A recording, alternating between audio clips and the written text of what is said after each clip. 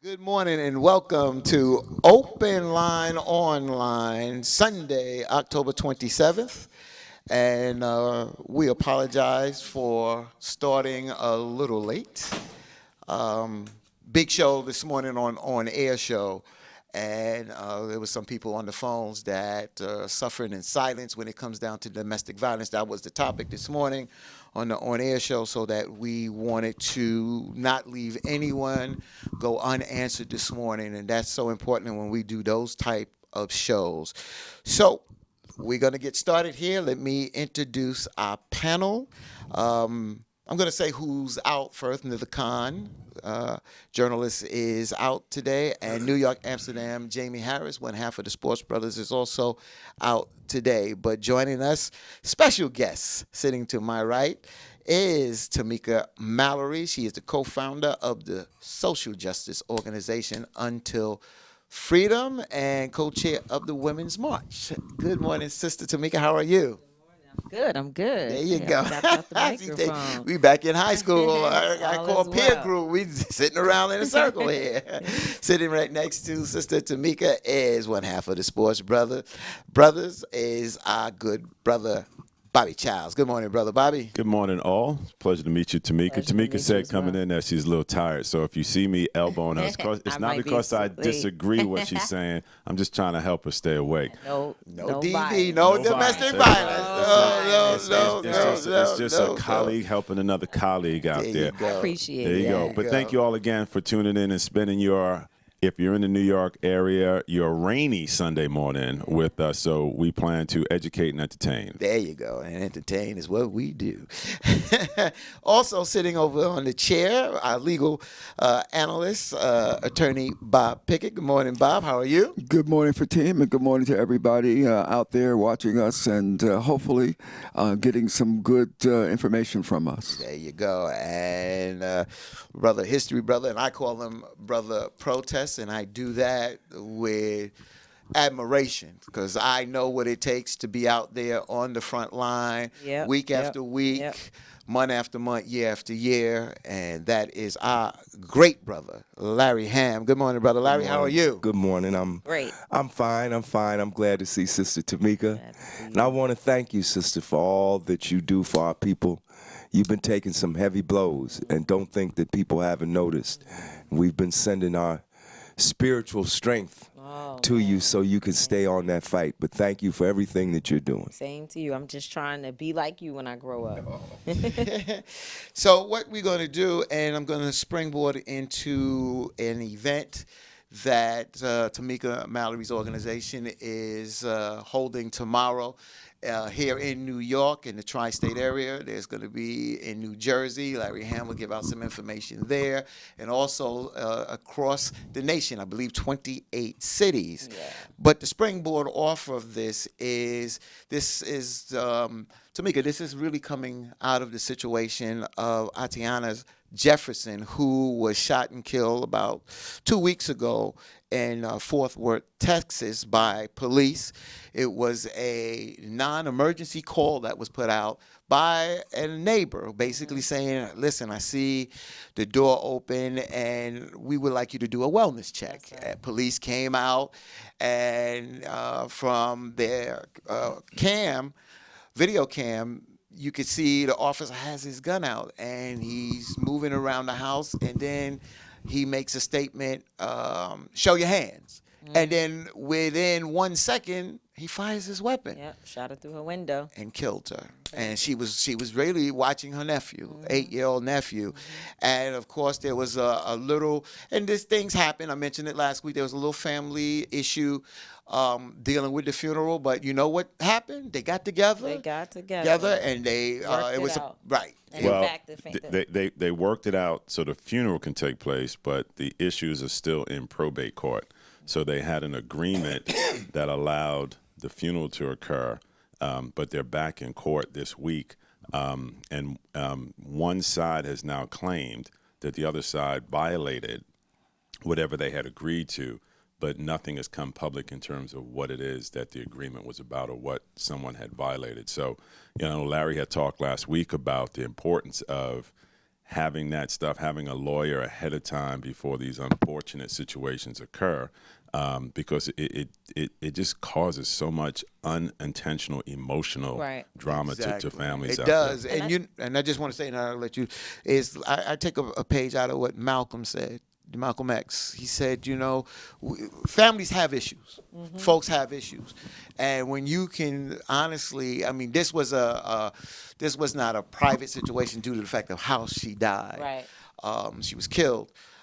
But a lot of these issues, when they can be handled inside and it's not public, because that's one thing I don't want to make it a big public thing. That's why I said that they were able to come together to get the funeral, because that was the main thing, to lay her to right get to her rest. buried and get her in the ground. Because I learned this, especially in the South. In the South, they have this light. When someone dies, they have a light in the yard.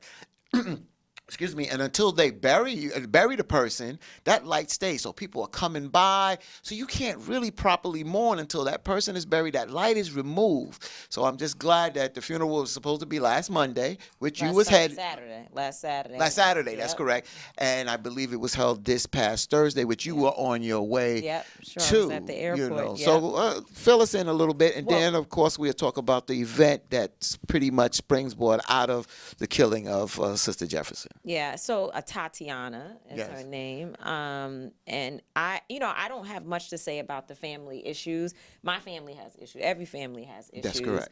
I think it's a testament to us getting our business in order, making sure that and unfortunately, for Black folks, we have to prepare at a very young age for what could happen, and a part of that can be, being unjustly killed. And so, being able to set your own arrangements, unfortunately, is something that we have to think about in our communities more than any other group of people. Of course, illness and other things can take place, but especially in a situation like this, which was highlighted so much publicly because of the way that she was killed, the fact that it was on camera, and the temperature in this country around police violence in general. You have a situation where everyone was able to see the same stuff that Pookie and them go through all the time, and within their families. That's correct. And so I think for us, and the reason why we're holding this National Day of Outrage tomorrow is because we don't want to take our eye off what's important in this situation. Their family issues will be worked out however that happens, but the idea of justice must be one that we as a people are focused on, regardless of what they may be personally dealing with. One of the things that I think is so important about this particular Day of Outrage is that we often do not lift the voices of Black women, particularly who've been killed by police. There is an issue in this country when we look at our fallen brothers who deserve the movements that we have for them, whether that be Mike Brown, Trayvon Martin, back to Sean Bell, so many movements around our men, around our brothers. But the idea of Black women, of Black trans women who are also victims of police brutality, we often do not have the same energy and have the same type of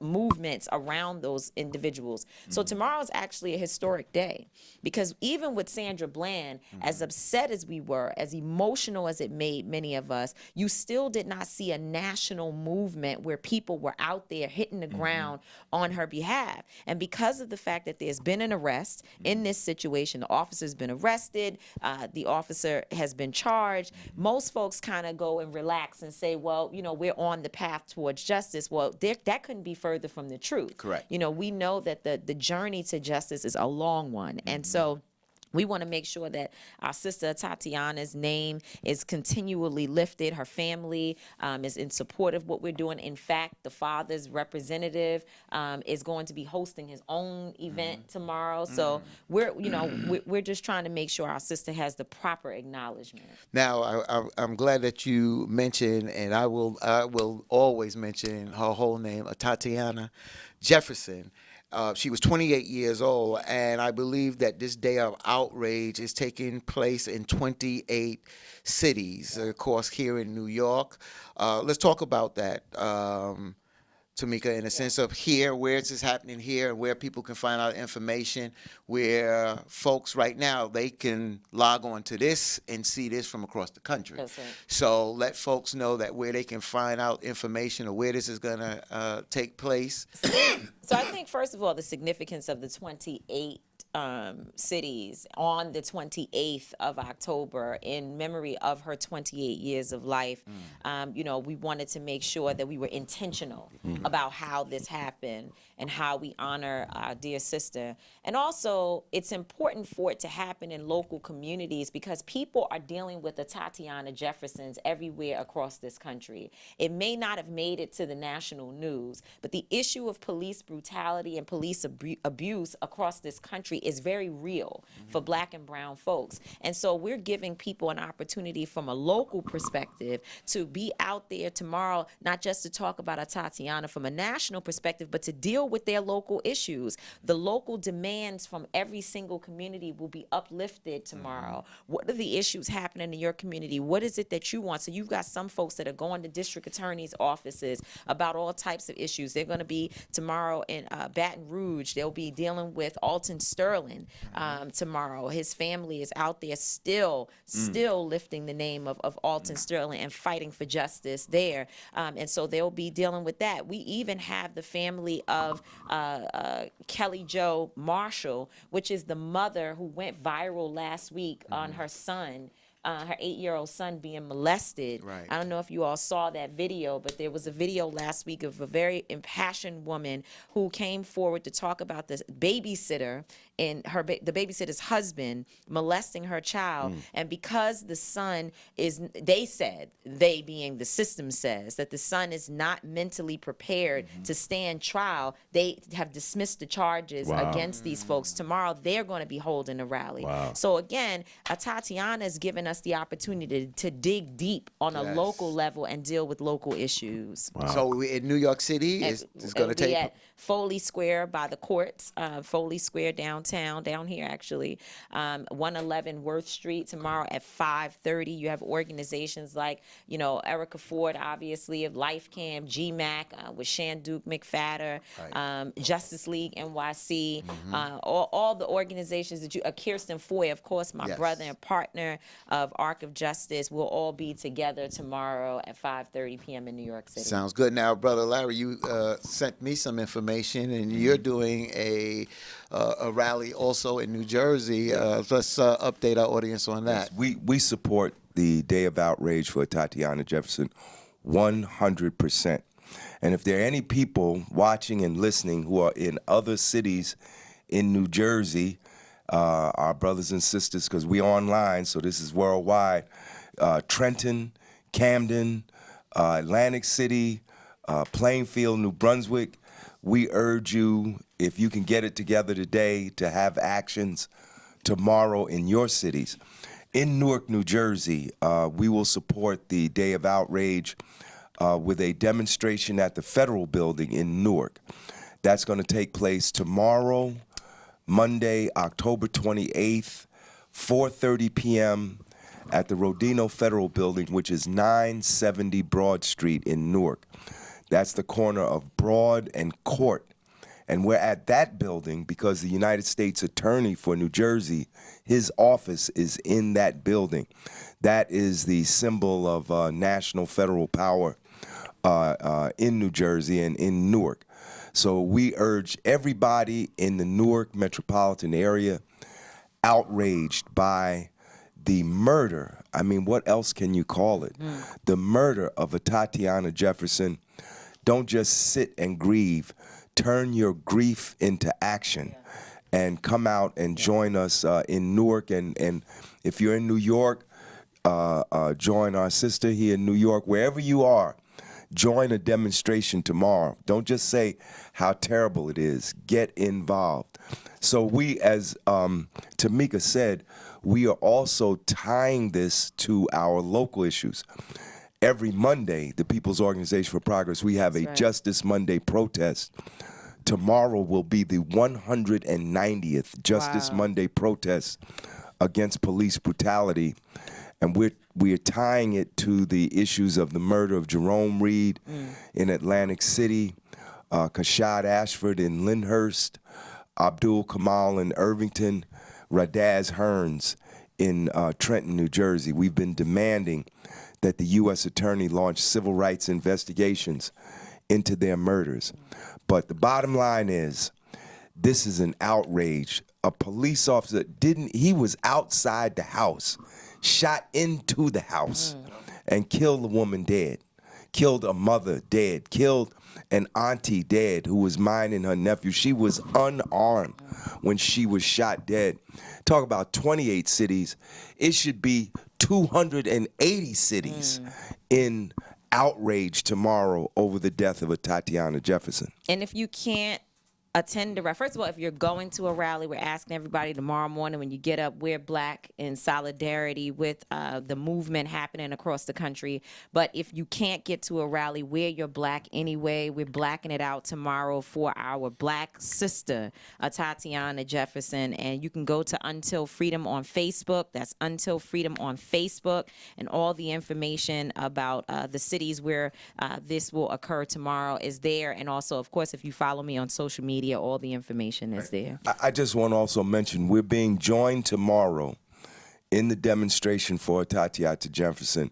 We're being joined by the Newark Anti-Violence Coalition and also by NCAP, the National Coalition Against Police Brutality in Newark. So other organizations are joining us to protest Tatiana Jefferson tomorrow. So in our comments out there's some of our viewers are exchanging their views on the motives of Lee Merritt, the attorney for Tatiana Jefferson's family, particularly represent her mother.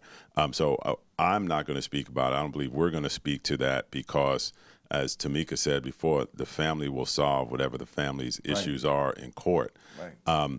And the other reason we're not going to speak about it is it has nothing to do with the reason for this protest. Right. The young woman's life was taken by an ill-prepared, poorly trained, should never have had a gun, police officer who did nothing to try to secure life. He did everything to take life. Right. And so our focus is around how this young woman lost her life, not the motives of attorneys and fighting families and stuff. Right. Exactly. Don't let the media manipulate us into a distraction. That's right. They want us to get focused on some side issues over here instead of focusing on this very key issue of police brutality.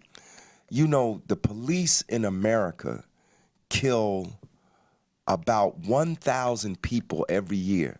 They kill more people in a year in the United States than police in Great Britain killed in the entire 20th century. Wow. Every 28 hours, a black person is killed by the police in America. Roughly a third of those killed by the police every year are black, but we're only roughly, African Americans, only roughly 13% of the population. So we're killed at a disproportional high rate. If this had happened, imagine if this had happened to a white ethnic group. Can you imagine in New York City if they had gone into one of these white communities and the police shot into an apartment, shot into a house, and killed a white 28-year-old unarmed woman who was sitting playing a video game? Do you know what you remember when the Hasidim went into the police station? They didn't have a protest outside. They went into the police station after the gentleman was shot with the hammer. And shut the police station down. And you know what? They didn't arrest anybody. Not anybody. They went in there. They roughed up them cops. They took the precinct hostage. Essentially, that's what they did. They occupied it. They said they weren't leaving. Nobody got arrested. No arrests, no shootings, no tasers. No, let me. I was going to say that, you know, and I'll say this right now. I don't know what the situation is with Attorney S. Lee Merritt. If it's worth something that we will follow up. Attorney S. Lee Merritt, I don't know if you know him. I know him very well. And anytime I pick up the phone and call him or text him, brother comes on open line and he talks about whatever the topic may be, whatever family he's representing out there. So he's always been there. So I see the chatter out there. Why is he suing the father? Well, we don't know. We don't know why. We have no idea. We have no idea. Maybe there's a right reason for it. We don't know because he's the father. Maybe the father's not doing the right thing. We don't know. So if it's worth finding out, because I'm not going to be distracted and waste time, for that, But as we were talking about police, you brought up how many people are shot by police. You had a situation this past Friday in Brooklyn, in Brownsville, and it's a sad situation all the way around. Yeah. Because we talked about this on OpenLine about mental health, and now so many people that suffer, especially in our community, blacks and browns that suffer from mental health, and they have nowhere to go. One of my associate producers said today, "Oh, I want to blame the doctors." I said, "Well, where's the doctors going to put these people? Right. If it's coming from the top down and they're closing hospital wards that house these people and really can get help," because I've dealt with mental health in my family. I dealt with in Brooklyn with the G building with Kings County. I dealt with downstate, and I watched, and some of these people, I don't know if they were helping or they were drugging up, so. And now the money has been cut. A lot of these folks are in the streets, and there's nowhere to go. The family of the gentleman that got shot and killed in Brooklyn, the family the week before just was begging. They took him to the doctor. They took, his name was Kwaisi Ashun. And he was 33-year-old. He suffered from mental health. And the family said they begged the doctor to do something for them. He needed help. So let's talk a little bit about this story here. So Friday around about 6 o'clock, a gentleman by the name of 26-year-old Dwayne Hawks. He's known in the neighborhood. And he walks into this nail salon, and he actually used the bathroom. I don't know what transpired there, but he begins to urinate in the middle of the floor. The owner ran out, flagged down 2 police officers. They came in, and of course they confronted Dwayne Hawks. Find out that he had some outstanding warrant violations, so they went on to arrest him. Now, Kwaisi Ashun he's selling T-shirts right next door in front where the nail salon. So when he sees the police come in and he knows the guy that went in there, he basically goes to the door and he sees that this gentleman was going to be arrested. So he comes in and he tries to calm this down. It escalated. And when it escalated, a fight took place. And 33-year-old Kwaisi Ashun, I don't know when he hit the police officer, but we do know the police officer was hit. It was said that a taser was first used. It did not stop Ashun. And then as the police officer, who is a black police officer, and again, he is a staple in the community, was hit in the head, he fired 6 rounds that killed Kwaisi Ashun. And everybody that was interviewed, it wasn't like 6 successive shots. It was, like 2, then 2 more. I wasn't there. But for some of the folks that I know that was on the ground and some that saw the video cam, they said that what has been reported is what happened. We hate to use the word good shoot because somebody lost their life at the end of the day. And then, Pat Lynch, again, he's going to take up for his officers. But when you fuel the flames, and then when the mayor comes out Saturday and, we're not going to tolerate police officers being attacked. Well, I can understand that, but that goes both ways. You can't have police officers attacking us, shooting and killing us at the end of the day. So there was a city councilwoman, I think it's Lakeisha Walker out there.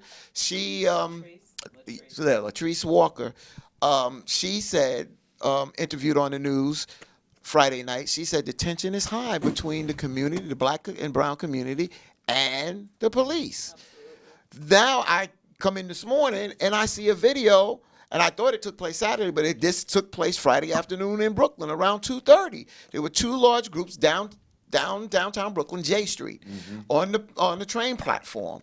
And I saw the video. One team was arrested. I don't know for what it was. It looks like a female, and you could see the other students because they look like students, basically telling the cops, "We have our rights. You know, we can videotape. We have our rights. We can say what we want to say." Then I see. This kid all of a sudden attack, and you can see him. You see what they're doing to me, and there's one cop comes hitting him in the back of the head. Then the video goes to another young student, and another cop hits him. Yeah, it was but a complete melee. Yeah, and this kid toe to toe with the cop. He was fighting. Oh yeah, he fought back.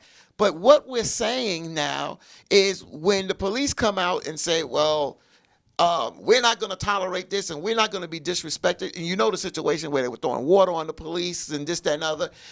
Right now, the tension is high. And we need to rectify certain things out here. And it takes both sides to rectify this. But Tamika, you're an activist. Yeah. You're an activist out there. And the rest of the team want to bring this in, bring you in on this conversation. What do you think can be done? And the first thing we know is that justice needs to be done. If somebody does something, if it's a police officer, and like you said, Tamika, if they've done wrong, they should be fired, but they need to go through the court process and be convicted and given the right time for the crime that they have done. You understand? Absolutely. So what do you say? Well, I mean, when I was watching the young man in this video fighting the officer, and I mean really trying, he was fighting, you know. Yes. And I was thinking to myself, wow, we're in a real dangerous place because it's at the point now where people are going to start trying to take matters into their own hands. They already know they may die. So, hey, I might as well go out fighting, because why not? And I'm not, I don't believe that that's the strategy at this point, that we should be out here fighting cops. Of course, first of all, it's too dangerous. Second of all, let's just say it's too dangerous for us, period, to be out here physically fighting cops. But I also can't consciously say to young people and to any person that what they're up against out there won't make them feel like they should have to fight for their rights and fight for themselves and fight for their lives. So we're in a very dangerous place. And the thing, when you say, well, you're an activist, we've been sounding the alarm, right? We've been doing the work. Here I am, probably the youngest person on this panel. I'm 25. So you're 24. I got you. I'll be 40 years old, and I've been. Oh my God! Yeah. You look 20. Oh man, my son is 20 actually. I have a child who's 20 years old. But I've been out here for 25 years myself doing this work. We've been sounding the alarm for too long about all of this. We've been trying to have real, meaningful police and community relations, and that has not worked. It's fallen on deaf ears. When you have someone like Pat Lynch running the union, the place where that it should be the heart and soul of the police department, right? That should be the place where people go, and there is a heart and soul there, somewhere that, folks are talking to you about the right thing to do and the right way to be healthy as you go out into the street and into the community to deal with people. That's not what we have. We have an actual raving racist who is the head of the police union in New York. I got a question for you. With your 20-year-old son, Jing, excuse me. Yes, with your 20-year-old son, what kind of information message do you pass on to him in dealing with the authorities? It's really difficult because here I am, this big bad activist who's, I don't take no mess from nobody. And when I'm talking to my son, I exude, fear, and he knows it. I'm like, listen, do whatever you are told to do. Put your hands up. Say yes sir, no sir. I need you to make it home. So I almost never ever tell him stand up for yourself. Not when dealing with the police. It doesn't matter what they've done. Get home and we'll figure it out from there. And that it actually is like demoralizing to him. You know, as a young black man, for his mom to be an activist who's out there on the front line, and then to tell him just don't get into it. And not, I don't just say that about police officers. I tell him that in reference to almost anyone, even when specifically when dealing with white women. I'm like, you need to be very careful. Don't get into it. Don't be out here whistling at them. Be very careful how you approach these situations. And it's so unfair to him because I'm stripping him of his manhood. Yeah, I know that the older you get, the wiser you're supposed to get. And I know, and I'm not going to call the activist's name, but this activist said something that I remembered, and I never forgotten this. And we were in Bensonhurst, and the activist said that, look, we're out here trying to deal with the situation out here peaceful. I can't tell you what the future is going to hold, but there may be another group that come behind us, and they may not deal with it the same way that we are dealing with it. I was there when this person said this. And now I'm watching the young folks out here, and it's not that we can advise them. We can give them the best of our ability to give them.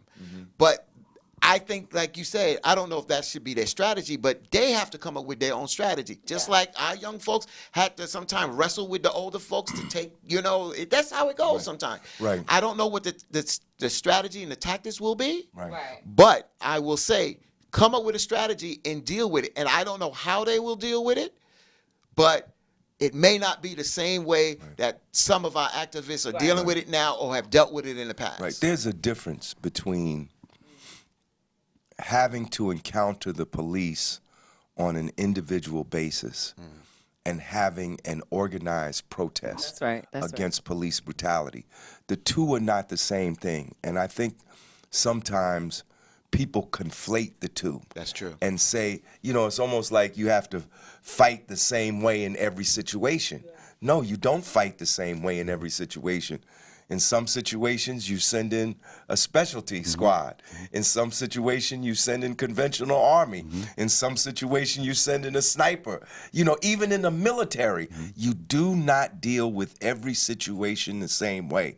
So when a person confronts the police on an individual basis, it's a totally different environment than if you have a protest and you got 30, 40, 50, 100 people standing behind you.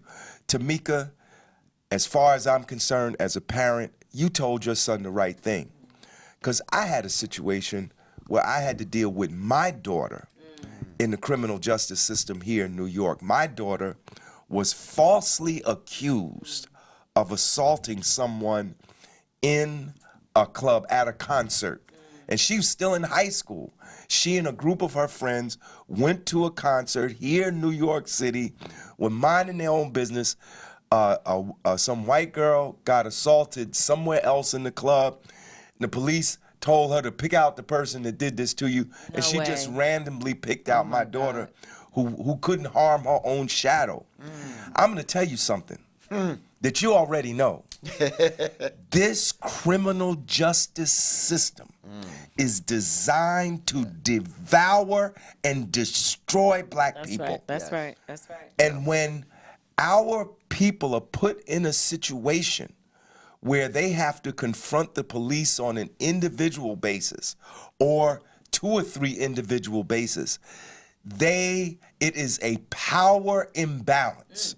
Your power as an individual is outweighed by the system, because at that moment when the police approach you, confront you, they're not approaching you as an individual. They're approaching you as a representative of an entire system that is designed to support the police and not to support you. If my daughter hadn't had a mother and a father that were both working, could afford to pay an attorney $300 an power to come to court 5 times because the person that accused my daughter would not show up in court Wow. to identify her 5 times before a judge would dismiss the case. If she hadn't had those resources, she would have gone to jail. She would have been marked for life. She would have had a felony assault on her record. She would have been prevented from going to college, and on and on and on. So when we tell our children to, in fact, to cooperate with the police at that moment of an individual encounter, it is overall. That's not to say that there aren't exceptions to every rule, but overall, that is the right approach. Because you can't win in that situation. What you told your son about, get home and then we'll assess, then we'll put a strategy together to in fact address how your rights were violated, and we will be able to fight back. You know, Excellent it's I Larry, thank you for sharing that story. Yes, Larry. I never knew that, but it is so indicative as to what happens to so many people.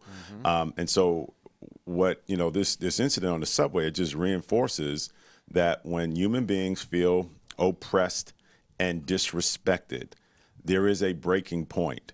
And so you see these teenagers who clearly have no respect for the law, but the law will actually come out and say, well, they need to respect me. And I would argue that what are you doing from Right, the law exactly. side Right, to that's actually right. command respect? And, you go back to the history of policing in the United States, it came about to do exactly what you said, Larry, which was to oppress people. It gained so much speed at the end of slavery, on paper at least, to, guard against a fear that slaves were going to just rebel and take over. And then you look at the history of it, and the police have been so militarized over the years.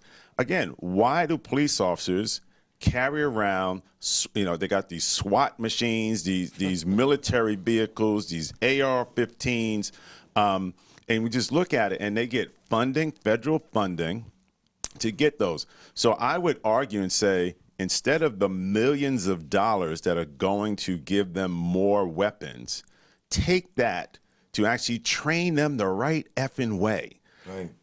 I saw some in the stream here. Some of you talk about becoming a police officer in parts of Europe. It takes over a year before you become a police officer there. It takes less than 3 months to become a police officer here in the United States. So the training's not right. The issue in Brooklyn had to do with mental illness. The person who went into the nail salon and the vendor selling things had a history of mental illness. Police officers are not trained correctly to deal and de-escalate mental illness. So when you look, Larry, your stat around the number of deaths by police officers in the United States compared to the UK, it's not astounding because the UK doesn't militarize their police to the same degree. I'm not saying they don't give them some weapons, but to the same degree that it happens here. And lastly, your best friend, Mr. Beauregard Sessions, in Jefferson, when he, in 2017, he rolled back some laws and provisions that the Obama administration had put in place to stop militarizing the police at the rate that it was. And one of his first actions was, forget that. You get whatever weapons you want. And just to mention, we walked 250 miles from New York City to Washington, D.C., and one of the bills that we were taking to Congress, and when I say we, I'm talking about activists, about 100 of us organized by the Justice League NYC, one of the bills was to end the militarization of police officers, and you're 100% right, Obama actually acted on it and tried to implement some things. And that's when folks say Obama did nothing for black people. I take exception to that. Just because, while I know that, yes, there more could have been done, That's right? correct. And the president is the president is the president. It doesn't matter what shade they are. It doesn't matter. But I know there were things that the administration really tried to work on behalf of our communities and try to address some of these issues. But we did not have the type of government in place to uphold those issues. And certainly now we have those who are trying to overturn that. And that's why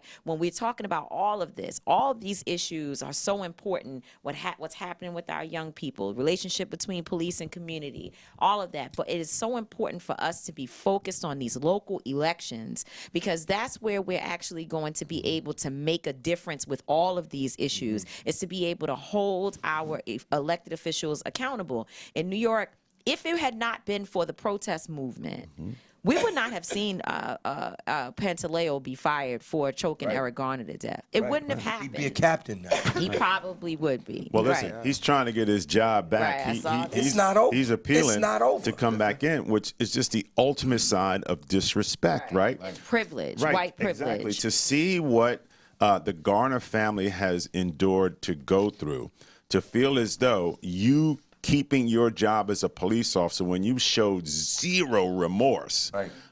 is just disgusting. it's beyond It- disgusting. it I is. just want to just say this. First of all, I want to thank you personally, because at I think it was the first or the second debate you was at, and Yeah, second night. I don't know. say One the of second those. debate that it was you and your group that were there that said when at that time Mayor de Blasio was running for nomination, Democratic nomination of president, what did you yell out? Fire Pantaleo. That's Yeah, right. fire And you Pantaleo. put it on the discussion on the national stage. Yeah, there. yeah. That night they talked about Eric Garner for a while, and in fact, it forced several candidates to have to make official statements about Eric Garner.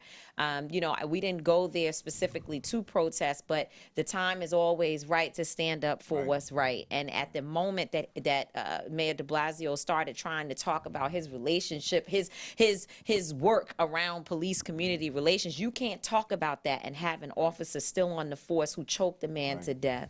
And so we had to do what we had to do, and and we do it again. Now the Democratic Party probably won't talk to me until the next presidential election, but that's okay. That's okay. And let me just say Well, listen, this. I'm pretty sure Elizabeth Warren is going to reach out to you because she needs as much black votes as she can get. Exactly. Yeah, wow. But Yeah, this they'll Let me just always say this: come New York around. City. Let me just New York City is experimenting with rerouting 911 calls to mental health experts that come in. Now, folks may say, "Well, what happened Friday?" Right. Well, that call was not a mental health call at first.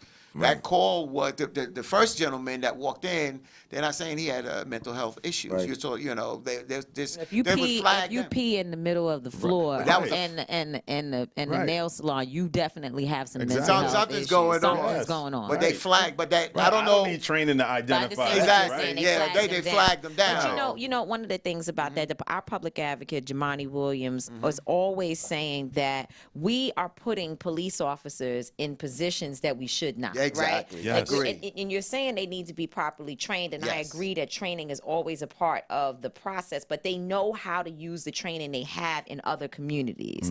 They know how to go into the white community and deal with people who may be mentally challenged without shooting them to death. So whatever they're doing there is what they need to translate into our communities. Nonetheless, we're sending police officers in to be the doctor, the babysitter in the community, to marriage be counselor. the marriage exactly, the marriage counselor, all the things, everything that they cannot handle. And our communities need, and when people are like, well, what can we do to be more involved? That's what we mean when we say policing our own communities. It does not mean being out there, fighting violence, without having necessary tools. But policing our communities means providing the resources, figuring out how you can become someone in your community who's providing a service that helps to de-escalate issues and that helps to provide a layer between law enforcement having to come in and us being able to give our communities the things that we need. Exactly. It's a tough issue. First of all, I'll be the first one to say that being a police person is a tough job. It's a tough job. And the people in this room know it, but many people watching the show may not know it. Many black families, I would say a very high number of black families, have family members who are police people, Yeah. who are in police force. So I'm not insensitive to the conditions that police face. But here's the problem. The problem is the disparate treatment between the white community and the black community. White folks have mental health issues. White folks have domestic violence. White people have incidents where white people are acting up. I saw a video the other day where a guy came out with a truncheon, some kind of elongated truncheon, like a telescopic truncheon that he pulled out. He was swinging at the police. He was trying to hurt the police. The police did not pull their gun one That's right. Did you time. see the time when the cop was being chased by Yes. a man? Yes. The white man was chasing Yes. him The around police the car. would run away. And he jumped in the police car and drove away in the police I car. didn't know that. Right. Yes. It's the disparate treatment. And then not only the disparate treatment, but the unimaginable thing. Like that couple that was unarmed in East Cleveland, Ohio, sitting in the car where the officer jumps on the roof and shoots Yes, that's right. 137 times. When they do apprehend white people, you don't hear about them getting shot 50 times, Exactly, 41 times, exactly. 27 times, Jamari Robinson 76 times. How many bullets does it take to kill a black person? It's not that we don't understand the job is tough. It's that you treat black people's tough situations worse than If white you people's. shoot an animal 3 times, Right. you got to justify it or you may lose your job. So what are you wait a talking minute. about? A tiger got loose in Middlesex County, New Jersey. This is the truth. They took the tiger alive. They took the tiger alive. That's right. But they can't bring in a black person. They went and got Gotti, the head of the mob, Mafia. They without one Shot. shot being fired. The Parkland shooter. They didn't shoot at him. They didn't shoot him. Dylan Roof Didn't that shoot went him. into the church and killed the people while they was praying. Right. He was 200 miles away before they even apprehended him. So the problem is the disparate treatment. The fact that black people will be lucky if they get to the police station. So let's talk about this now. I was going to go a whole different direction, and I'll bring Bobby Childs in on this one. But you had a Major League Baseball umpire last week that basically said that if my President Trump, is impeached, I'm going to get my AR-15. You understand what I'm saying? This is what they're saying. And, my question is, where are we headed in this country? Because we can't be scared to move on if we need to move on this president.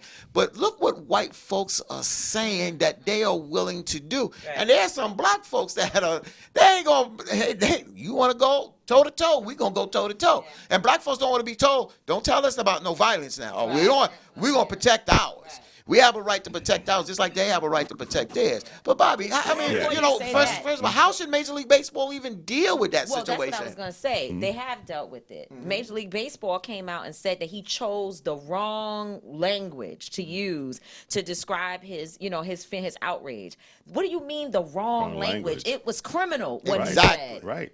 Yeah, I mean, Major League Baseball, because he's in the union, the union is going to protect his rights under, freedom of speech and things of that nature. Major League Baseball has to figure out a way to hold him accountable. It can't be, well, I deleted the tweet and I was misunderstood. That was your account. You know intentionally what you put in there, and you had inflammatory, divisive language that was inappropriate. It had nothing to do with your job. But so it's Major League Baseball is going to try to let some time go by to just squash this here. But I can tell you there are players, black, brown, and white, who will not forget what this umpire did. And just the way fans are, the fans, every time that umpire is in a game next year, he is going to hear it from the crowd. It is inexcusable what he did. And just like we were talking about how Daryl Morey, the general manager of the Houston Rockets, sent out that tweet about China, in this day and age, you have to be accountable for your words. And you can't just say, I was misunderstood, when you put out things like he put out. That statement was just so over the top. But it also tells you how he really feels around things. Yeah, Exactly. exactly. It tells you how, and you know, Bobby, you know this, being in the corporate world, leadership sets the pace for the culture of the organization. People are saying these things because the president of the United States is Says it, saying yes. these things. Everything is off The the wall. president is saying that if I'm Unhinged. not reelected, there's going to be violence. That's right. Right. That's right. Imagine if President Obama in 2012, when it was time for his reelection, said, imagine he would have been impeached then, Yeah. Right. just for that. Yeah. But he's talking about violence. His staff people are talking about violence. The ministers that support him have said that. One of the ministers said, yeah, some of the people in my congregation are bikers and mountain men, and if President Trump is impeached, I know there's going to be violence.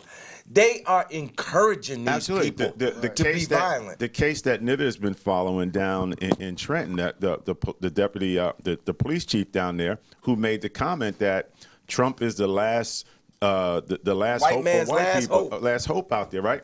So this is a person in authority who has a voice, who is expressing and echoing what the president has already sent out. It just boggles your mind that it feels, when you think and you say, have we made progress? And then you hear asinine, over the top, divisive things like that. And you know that they're coming out because the person who has the strongest, biggest voice around the world, the president of the United States, that position, we have somebody in there who is so ill-equipped to be in there and is doing so much damage. That's right. We're gonna do a kind of a rapid fire here because we're not gonna go 3 hours today. This past week, we saw the funeral of U.S. Representative Elijah Cummings Friday, and I want to talk about the positive first.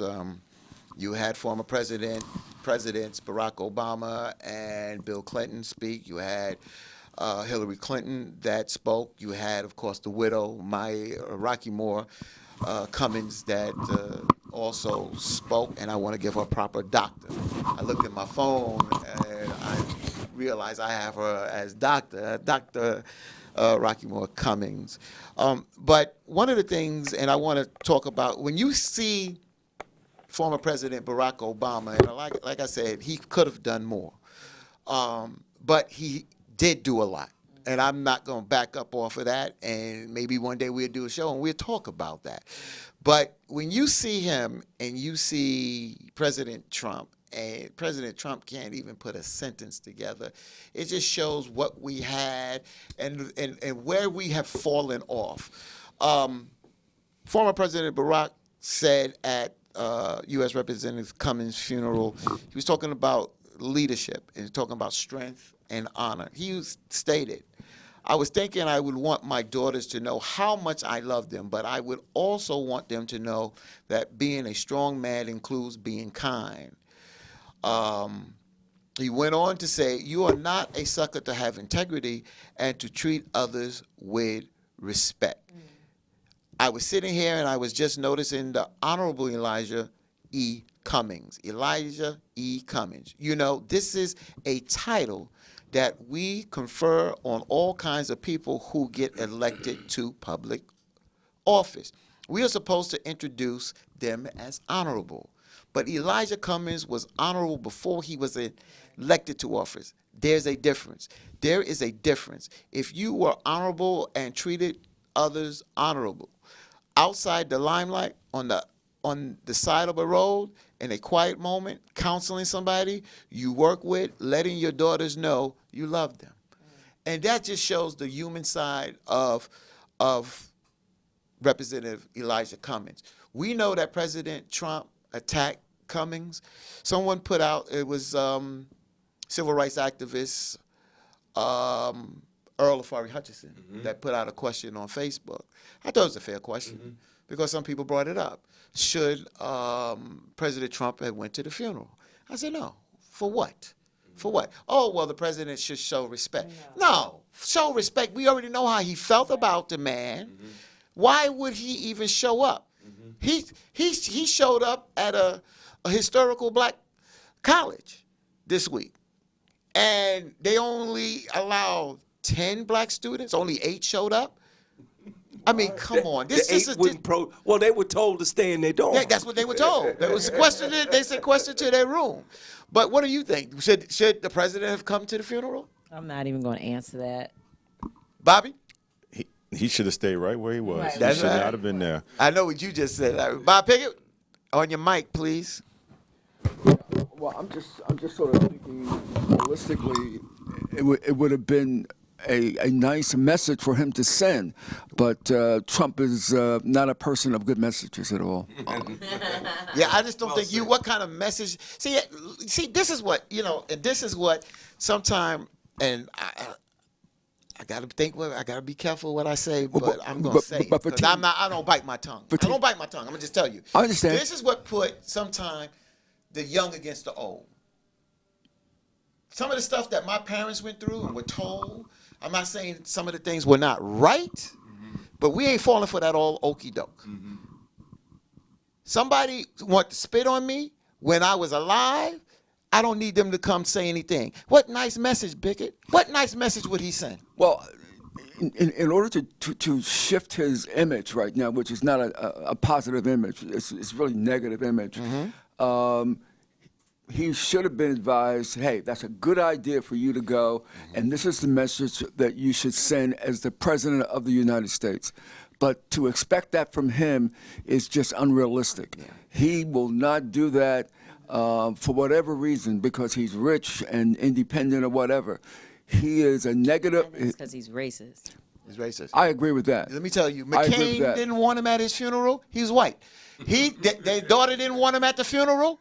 And if I would have been a relative of the Honorable Elijah Cummings, I would have said the same thing. He went to McCain's funeral. Yeah, but they didn't want him to go. No, they didn't want it, but he went. Well, But Paul for Bear Tim- walked on past Mitch McConnell, Yes. so For that Tim- was Shake like Mitch for the McConnell's culture. hand. There you That's go. what I'm Bobby talking about. Rankin, Right. yeah, Bobby Rankin, Bobby Rankin, right. one of Elijah Cummings' good friends and part of his security detail.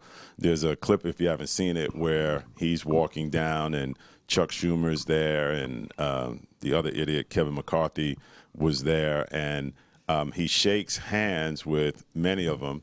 It looks like he barely shook Kevin McCarthy's hands. He clearly did not shake Absolutely. Mitch McConnell. He just walked right by. And Chuck Schumer gives a look that everybody now has made a meme because it looks as though Chuck Schumer's like grinning at him. McConnell saying, "How you like that?" And because Bobby Rankin clearly just looked up, put his hands together, and kept walking past him. At that level, at that gubernatorial level, government level, you have a responsibility to make messages much broader than however you feel. Having worked for Vice President Hubert Humphrey as one of his top aides and so forth, we would always advise him in the positive, not the negative. He has nobody on his staff that's thinking positive about the much larger element of the population. And it's unfortunate, too. It really is unfortunate. He's dragging the executive officers down. He's dragging Well, his they're country at war. down. They're at war. The administration is at war. Yes. And anyone that they deem as an enemy, they're not going to treat them like they're a friend. To Elijah Cummings' credit, on his deathbed, he was signing subpoenas related to the impeachment hearing. On his deathbed, he was trying to make sure the work, Business was the taken business care toward of. impeachment Wow. would continue. So, Yeah. this is a situation. This is a very unusual situation that we find ourselves in.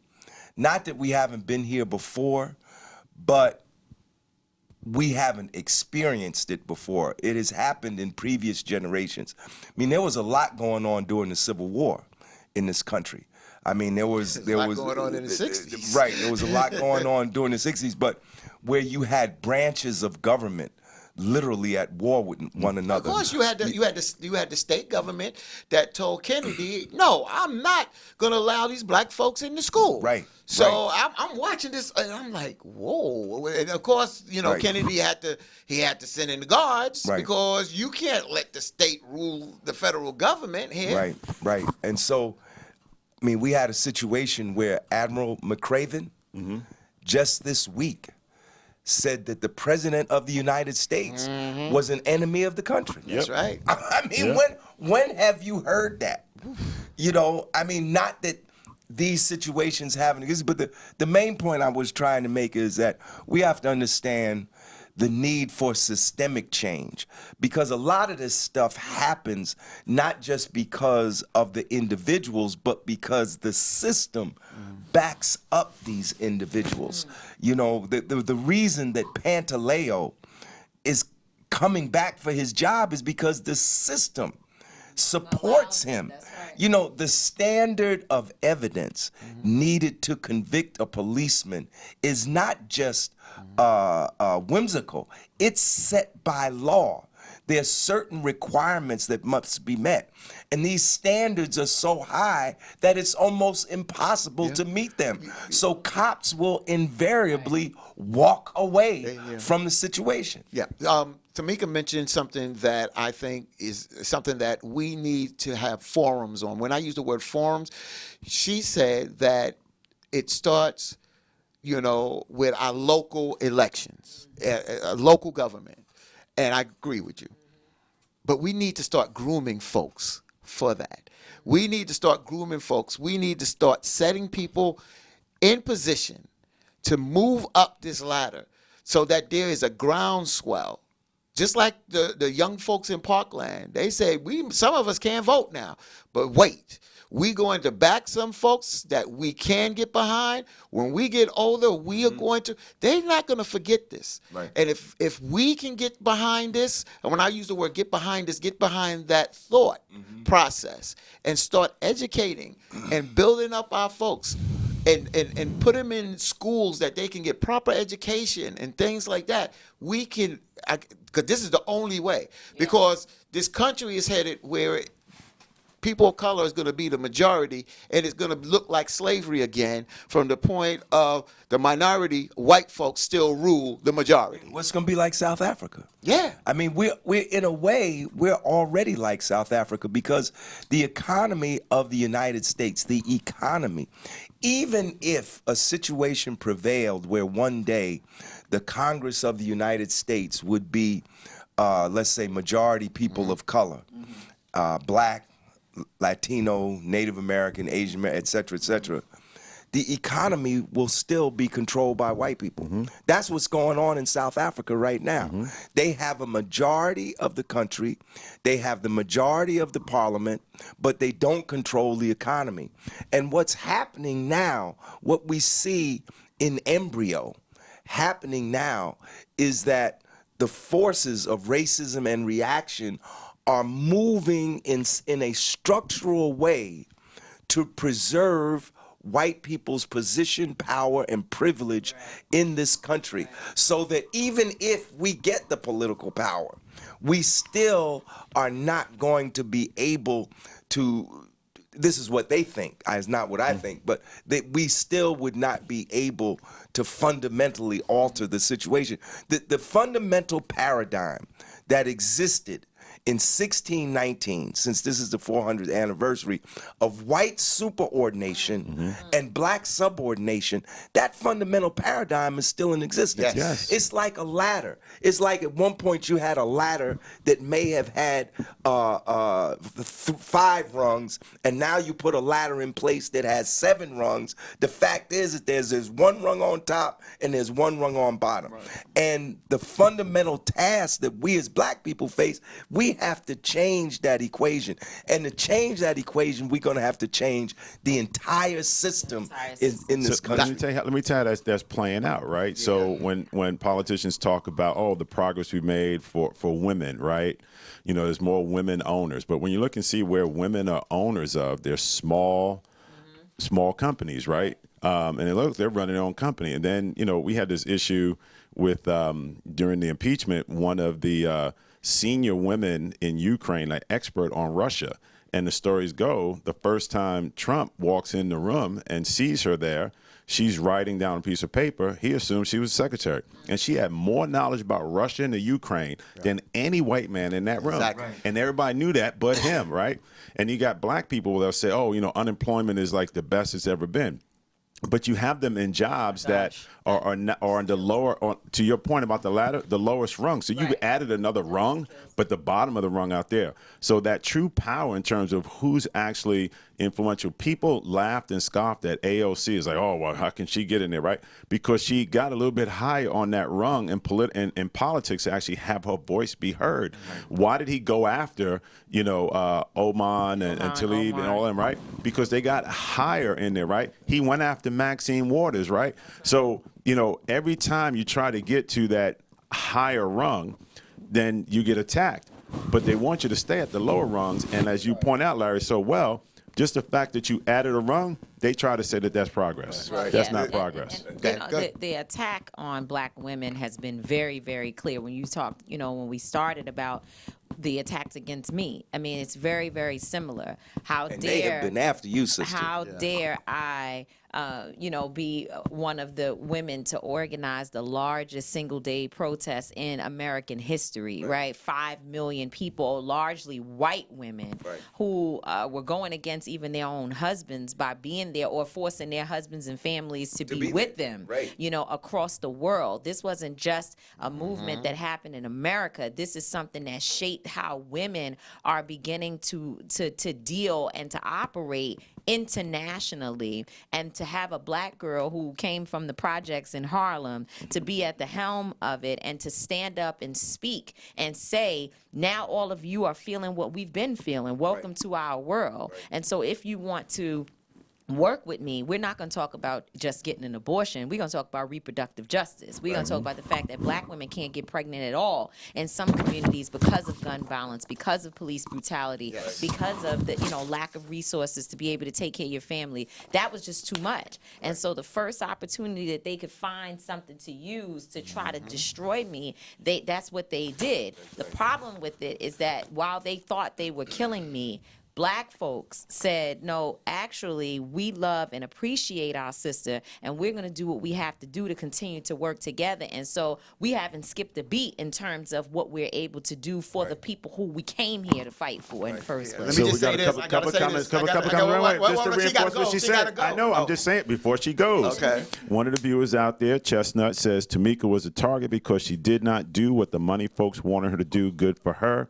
Anthony Long, I love Tamika's voice. Yeah, let so me you just got say some this, supporters Tamika. out Love there. to you all. Yeah, as let me well. just say this, Tamika, and I'll just say this on the records, because this is, I'm not saying it behind the scenes. Soon as you came under attack, I called you, and I said, whatever you want to do, you have a mic here. You have a home here.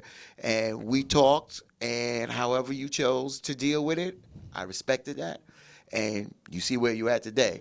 One more time, tomorrow's event, let our folks know before So you. tomorrow in New York City, specifically for the Day of Outrage, will be at Foley Square, 111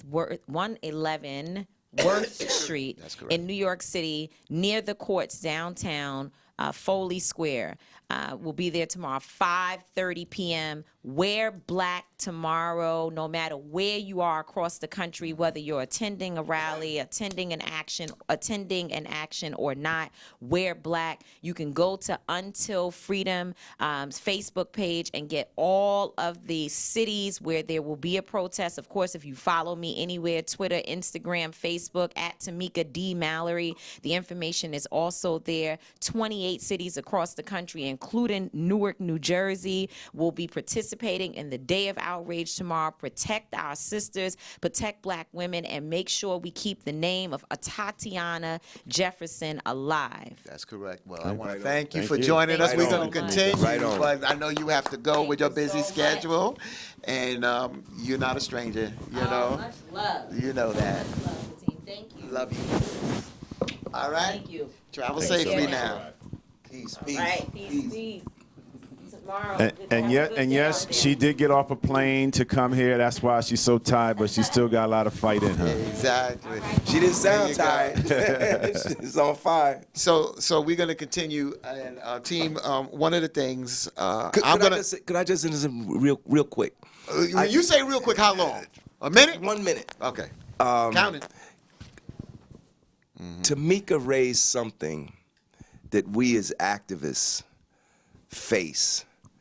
And I think we face it at a certain time in our lives when you're put in a situation between what you have to do in terms of building a movement and energizing people and what you have to do in terms of actually trying to provide wise counsel to people. Right. In other words, she was talking about how her son was disappointed because she didn't have that same fiery, those same fiery words for him that he would see her give at a rally. But she was trying to save his life. And a lot of us often come to that point where, we have to make a choice in a given situation.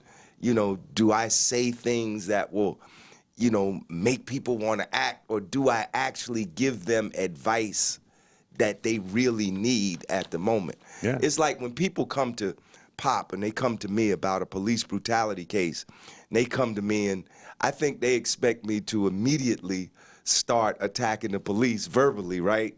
The first thing I say to them, do you have a lawyer?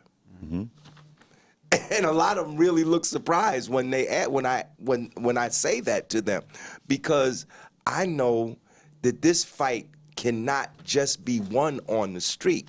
That we also have to win it in the courtroom. Yeah. It's an inside and an outside strategy. I just wanted to say that. Yeah, you got it. So this week we saw where President Trump met with some of the Republicans, and basically President Trump, said to them that you need to get tough on the Democrats. And then you saw where the impeachment inquiry was going on, and the Republicans show up, to disrupt going forward. Then you saw, I believe Thursday, you saw Lindsey Graham introduce a resolution basically trying to say that this impeachment is a witch hunt.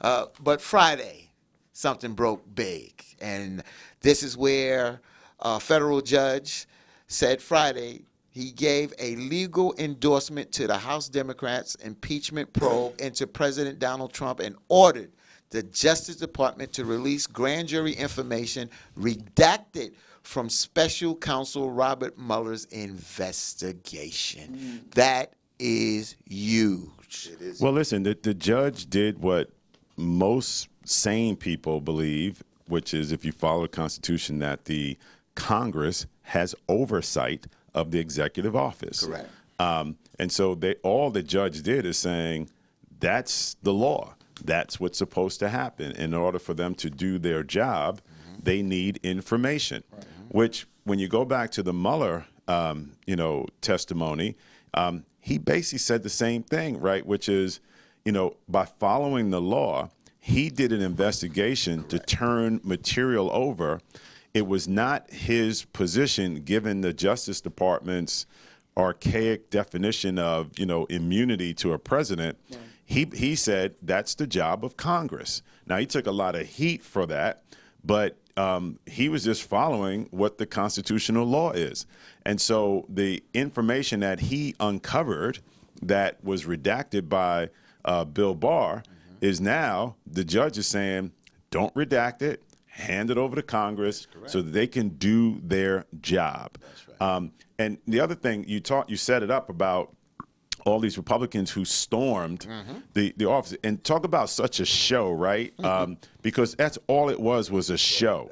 Because a third of the Republicans who crashed the room were already eligible and sitting on the oversight committees.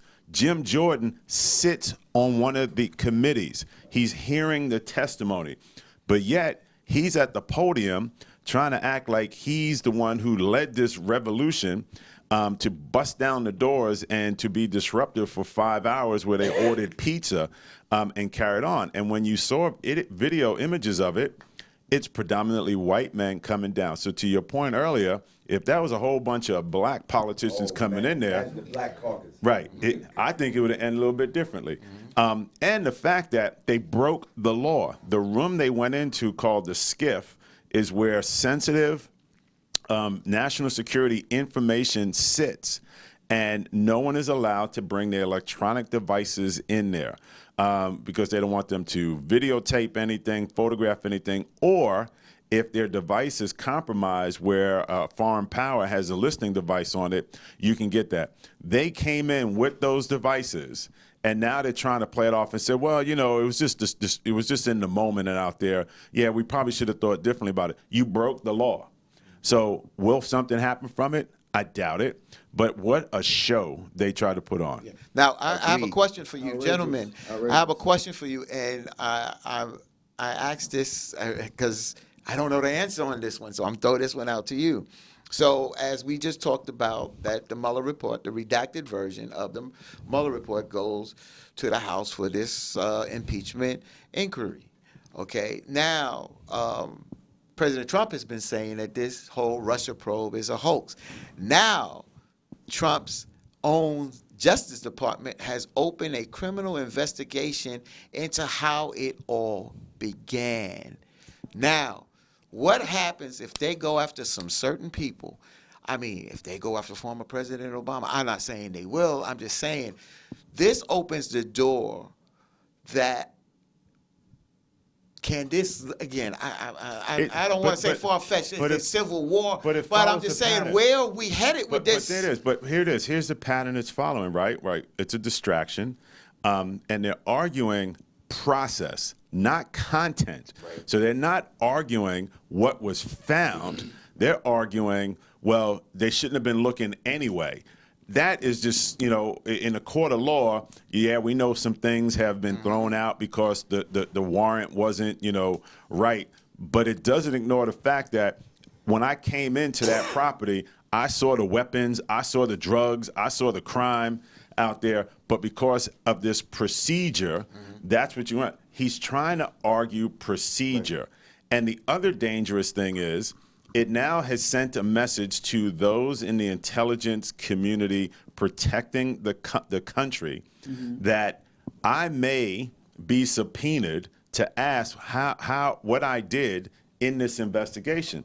So this has been going on for a while. So the story I'm reading is that many of those who were involved in this case to get the FISA warrants and do all this investigation and the Steele document and everything, they went and got lawyers in anticipation that this was gone. And he likes to use the word witch hunt. This is a witch hunt. Thank you, Bobby. Yeah, they went and got lawyers, and Giuliani went and got a lawyer too. Yeah, and you notice he hasn't been on TV lately. Oh, right. no. He's in trouble. Feeling the heat. Because I said to myself the other day, I said, Giuliani doesn't want to wind up because he sees the pattern here. Some people have gone to jail. You might say the Mueller report is a hoax. People are in jail today because of the Mueller investigation. So Giuliani is shutting up now because every time he opens his mouth, he makes that whole. He indicts himself even more. Exactly. But I just want to say quickly that Trump is now trying to weaponize the Justice Department. Oh, of course. He's trying to make the Justice Department a instrument in his fight against impeachment. He's doing it both to distract from distract from the impeachment investigation, but also to in fact try to hurt people. See, Trump is a vindictive individual. He's a narcissistic and vindictive individual. If you've met these people in life, you know that if you cross them, they're going to do everything they can to hurt you back. Yeah. So now he may try to go after Mueller himself. Yes. That the reopening of this Russia investigation is really to try to smear or hurt the people who, in fact, laid the basis so that the impeachment could go forward. You just made something. This is Made very the light interesting. go off? Wait, a light went off in my head just now. You just said, it's interesting that he does this, and even though he, as Bobby said, this is a witch hunt. He may use this as a way when he needs to pardon some individuals. Yes. This Well, is all that's part that of it. set up. Just to further illustrate Larry's point about this vindictiveness, right? So last week, one of the witnesses in the testimony was Bill Taylor. And so he was in the text exchange with Sunderland about he would express his disappointment and being upset that aid to Ukraine was being held up for political reasons. So he comes in and he gives his testimony, well-written statement. He's a 50-year,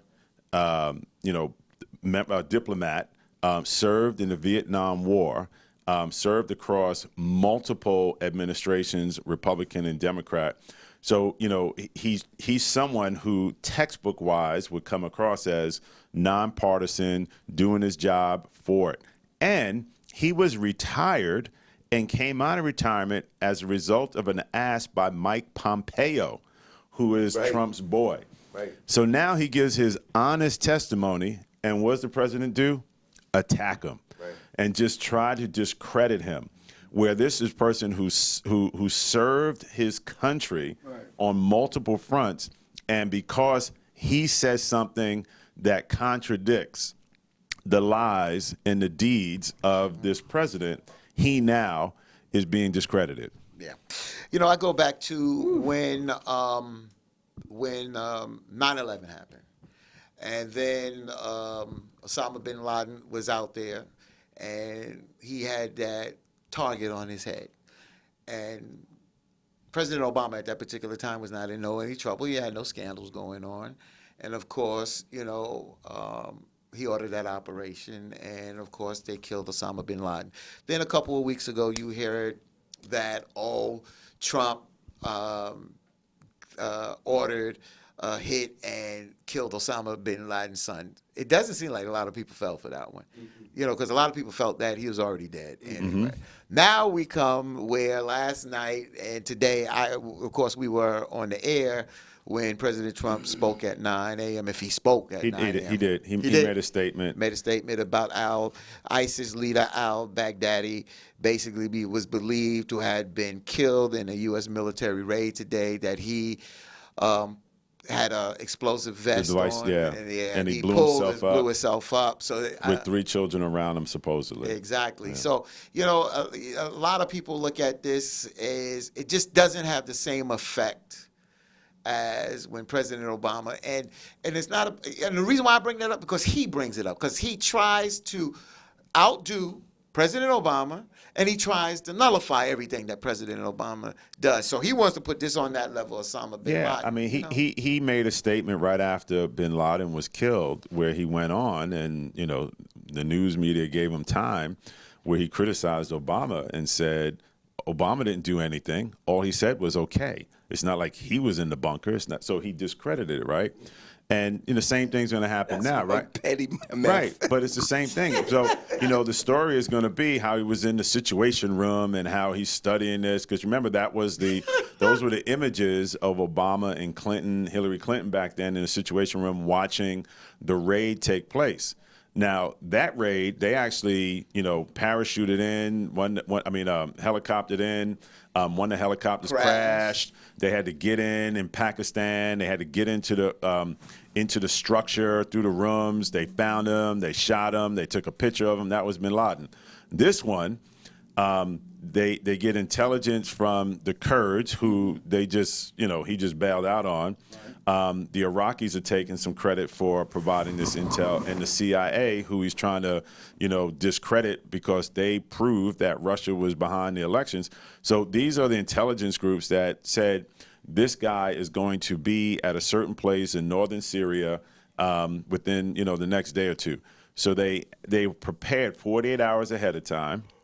They had airships fly over, and they were shooting from helicopters down. They didn't have troops on the ground when the guy blew himself up. They landed after the explosion, and that's when they went and allegedly found the body, of which they're now trying to verify who it is. So he's going to take credit to say that he was the mastermind. Again, this is the man who bone spurs prevented him from going to fight for this country out there, but he's going to try to give himself the gold star, and all have somebody decorate him for giving the command as commander-in-chief. So I'm waiting for the news media. I was just laughing at this.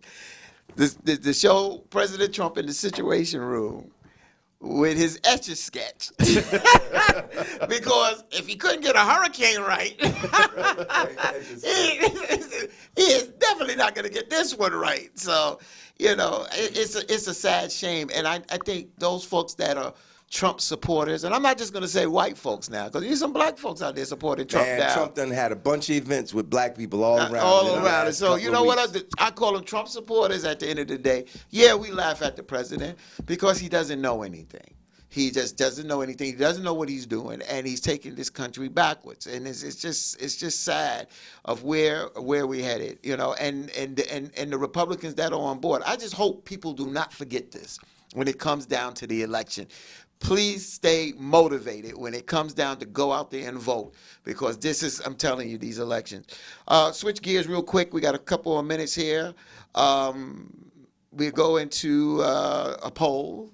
We had a poll that came out this week that states that Senator Elizabeth Warren opens up a 7-point lead over Biden.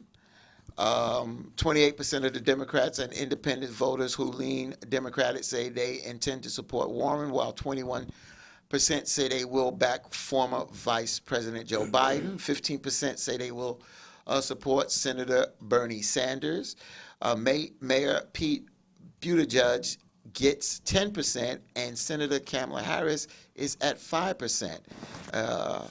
You have Senator Amy Klobuchar at 3%, and no other candidate in the top 1%. I believe Tim Ryan dropped out this week. Yes. So we'll see where we headed. Hopefully, this could start to narrow down where we can, get some get this to a smaller group. And where everybody. It won't happen until the primaries. Right. Yeah.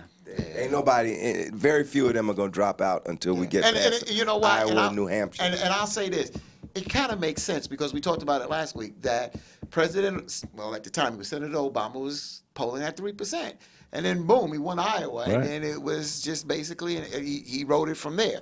He did work, and that's one thing I just don't understand. I just don't understand how Hillary Clinton just made that mistake twice. You got beat by Senator Obama the first time, and then I thought that you would go and really do the work. You got to get out there. You can't just Your mic. Oh, okay. Just pure arrogance on her part. I don't know if it was, I think it was arrogance. I think that she thought at the end of the day that she was riding on the coattails of President Obama, and there was no real challenge there, and that the country would not elect a Trump. Against her. Therein lies the arrogance. Right. And you figure Biden has that history as well, right? He's also gone for primaries. He's sliding. He's sliding. But has never broken through the primaries out there, right? So, there's actually reports. There was a report last night I saw, and it was a Hillary spokesperson was on the news talking about don't be surprised if all of a sudden she tries to make a late entry into the race, which and I hope she doesn't. and It's gonna be worse. Yeah, and so we'll see. But I'm with you. I don't believe if they get the funding and the poll numbers, even though they're very low, they will stay in it until the primaries to just say, I gave it my best shot, and the people elected, who they wanted to elect. Exactly. Bobby, I'm gonna turn it over to you for a moment. There, it's been interesting. The first week of NBA basketball has been interesting. The World Series, Not of if course. you're a Knicks fan. Yeah, yeah. That's what I want to talk about. But real quick, baseball World Series is tied up 2-2. The Washington Nationals against the Houston Astros. Interesting. Washington goes into Houston, takes the first two games. And you think the momentum will stay with them because they're coming home, and Houston came in there, and they have taken the next two, and they have the third game, I believe, today. Yeah, tonight, right? Tonight. So where allegedly the president of the United States is supposed to be there. Will he throw out the first ball? Well, I would love to see him throw out the first ball. It's funny. That's been the tradition. When George Bush Jr., when he came out right after 9/11, the Mets and Yankees World Series there, he came out at Shea Stadium, actually Citi Field, I guess was the time, whatever the stadium it was a Met home game. It was Shea Stadium. It was Shea at the time, and he threw out the first pitch, and the big thing was because they're still heightened behind 9/11. They told him all his security said, "Don't do it." He said, "No, I'm going to do it. I need to do this for the country." And he had a bulletproof vest on underneath his jacket, and he jokes about how am I going to throw a pitch if I got all that weight on me?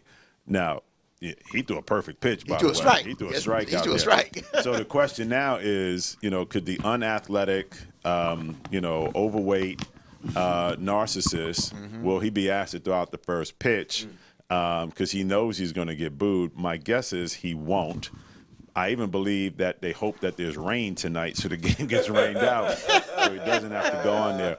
But back on the field, everybody had the Astros for dead after they beat the Yankees, but they got beat so badly at home in the first two games with their two best pitchers. And then their third best pitcher, he pitched okay, Zach Greinke. They pulled that game out. Yesterday they had just bullpen by committee, and they beat the crap out of the Nationals to tie it up.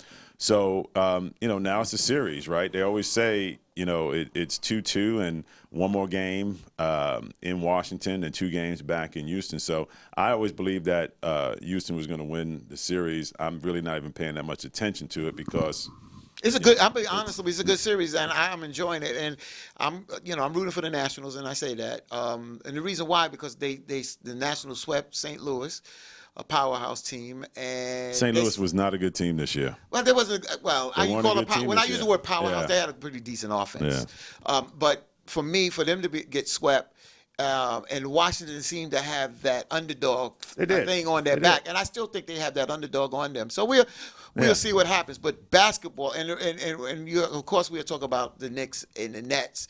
But basketball all around has been good, man, and the Clippers. Woo! Well, let's talk about it. The Clippers are they're the favorites to win the NBA title when they got Kawhi Leonard and Paul George, who's rehabbing right now, so he won't play until towards the end of November, beginning of December. Actually, the Clippers lost last night to the Phoenix Suns. So the West the last few years has been very, very tough. Golden State, they have fallen down several levels because they lost Durant. Klay Thompson's out with injuries. Steph's older, Draymond's older. They have 9 guys who weren't on the roster last year.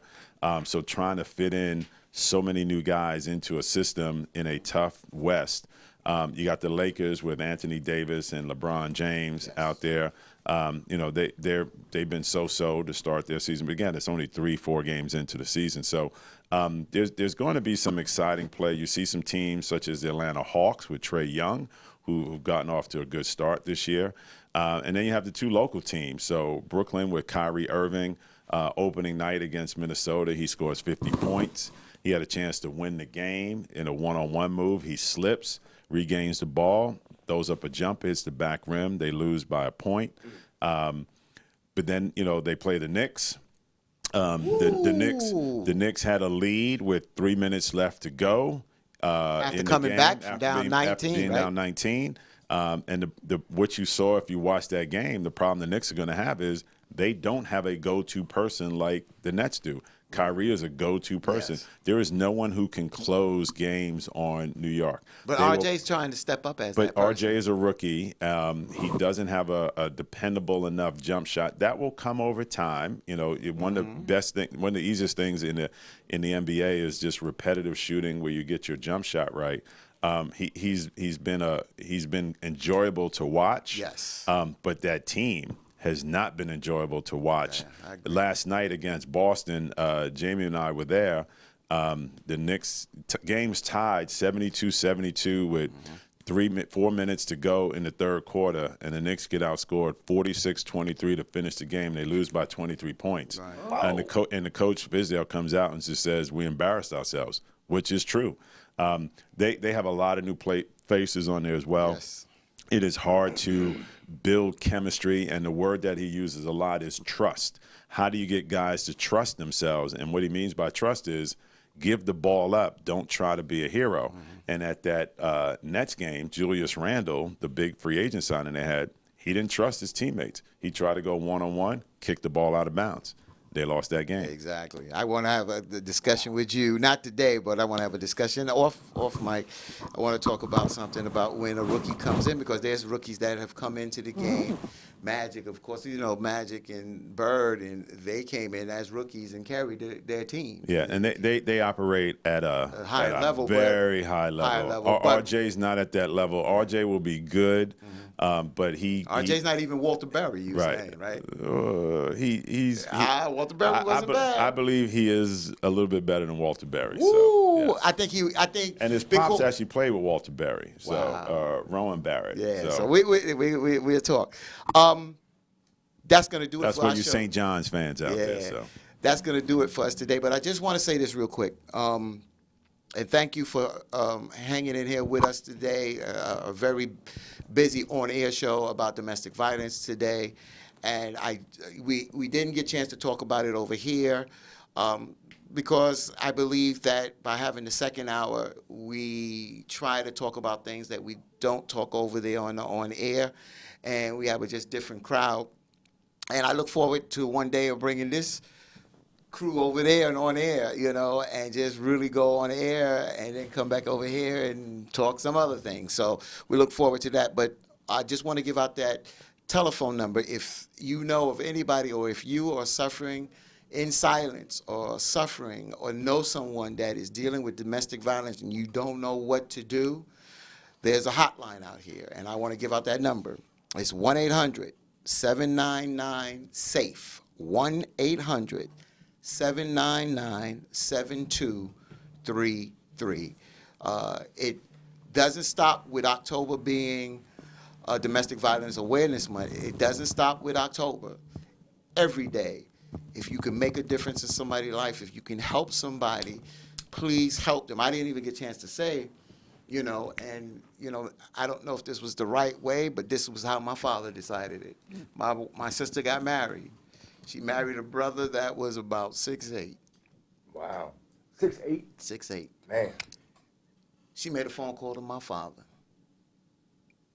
I was outside. My father comes, he whistles. Yeah, he had his whistle. He asked me one question.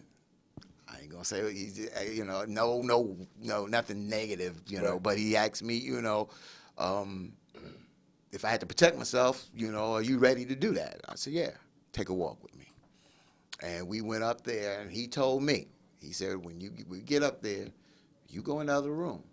If I call you, then you come. My father went in there man to man and had a talk with my sister, his daughter, and his son, her husband, his son-in-law. And he told her. She said she wanted out. My father said, if that's what she wants, pack your stuff, and you're out now. Now, we can do it this way. We can call the cops, or we can deal with it however you want to deal with it. But you're not going to put your hands on my daughter, my sister again. And that man packed his stuff. Not that he was scared. I just think that he realized it was the right thing to do, and he did. And my sister didn't play games. She didn't go back and play those games. She continued to move forward. She got out of that marriage. She had a divorce, and she moved on with her son. And and at the end of the day, there's some people that goes back for whatever reason.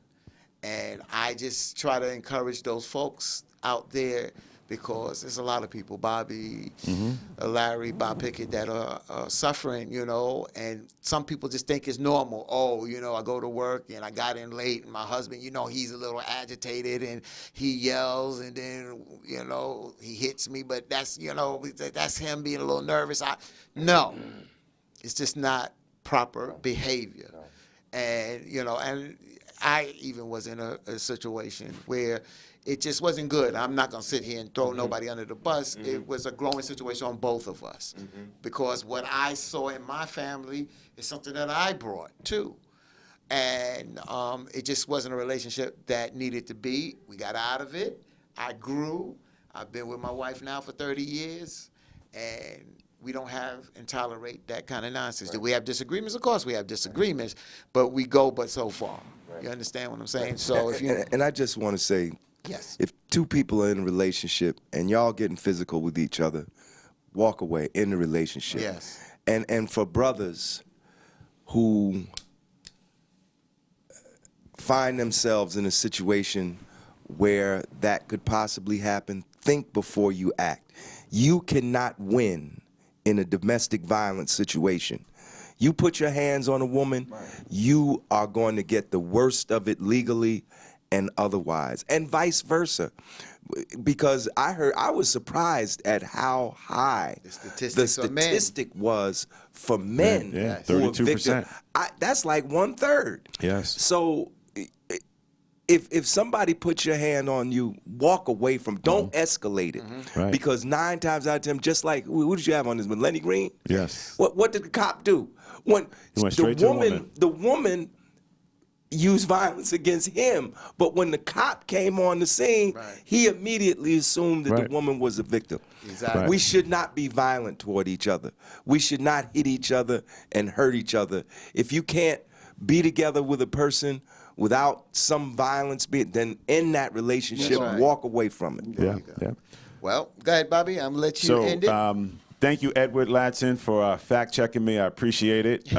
It was not the Mets-Yankees World Series. It was the Yankees-Diamondbacks World Series, and it was at Yankee Stadium that Bush threw that pitch. So thank you for fact-checking. And yes, Pat, I did see Simone Biles throw out the first pitch where she did a somersault right after she threw the pitch. So her gymnastics and agility is just great out there. People. So I know, as we say this often, that some of you are not into the sports out there. We don't apologize for it. No, we we don't. cover everything out there. right. So thank you for tuning in. We appreciate it. It's a rainy Sunday morning, so hopefully we're able to occupy and entertain and educate during this time period. And as the great Bob Slade would say, get your mind right and keep a good thought. Have a good Sunday. God bless.